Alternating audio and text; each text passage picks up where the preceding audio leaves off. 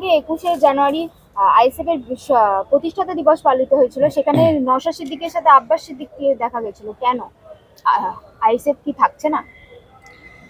পশ্চিমবঙ্গেও ISF একটি নতুন দল, খুব তাড়াতাড়ি আত্মপ্রকাশ করেছে, তাড়াতাড়ি প্রচার প্রসার করেছে তাদের যে লক্ষ্য উদ্দেশ্য নিয়ে, তাদের অনুগামীদের নিয়ে, তাদের ভোটারদের নিয়ে খুব তাড়াতাড়ি মোটামুটি পশ্চিমবঙ্গে বিভিন্ন জায়গায় তারা পদপ্রার্থী দেয়। তো নওশাদ সিদ্দিকীর যে ব্যক্তিগত পরিসর, সেইখানে অনেক ভোটার তারা অ্যাবজর্ব করেছে। এবং প্রাথমিকভাবে আমরা যখন আইএসএফ তৈরির লগ্নে তখন দেখেছি কিন্তু আইএসএফের যা প্রচার প্রসার কিন্তু প্রাথমিকভাবে করেছিল আব্বাস সিদ্দিকী। নওশাদকে কেউ তখন চিনত না, যেহেতু আব্বাস ধর্মীয় গুরু হিসেবে অধিক জনপ্রিয়, জলসা করতো সে, বিভিন্ন সাধারণ যে জনগণের মধ্যে তার প্রচার ছিল, সেইটাকে কাজে লাগিয়ে হয়েছে। এবং আবার দেখা যাচ্ছে এখন নতুন করে সে পলিটিক্সের বা আইএসএফের সঙ্গে বিভিন্ন সভাতে আসছে, ব্রিগেডে আসছে।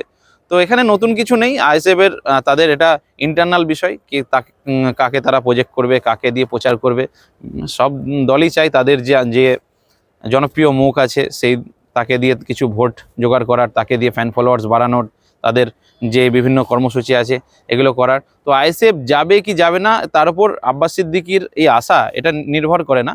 আইএসএফ রাজনীতির পরিসরে রাজনীতি করছে, তারা বিভিন্ন জায়গায় লড়াই করছে, বিভিন্ন জায়গায় তাদের পঞ্চায়েতের সিট রয়েছে, তাদের এমএলএ রয়েছে নওশাদ সিদ্দিকী।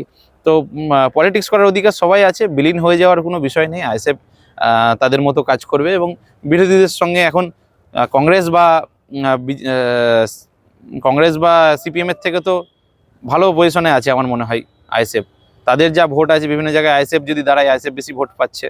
তো এটা নির্ভর করবে, আগামী ভোটেই মানুষ জবাব দেবে যে আইএসএফ যাবে কি যাবে না, এবং পশ্চিমবঙ্গে প্রধান বিরোধী দলগুলোর সাথে তাদের ভোটের কি মার্জিন থাকবে।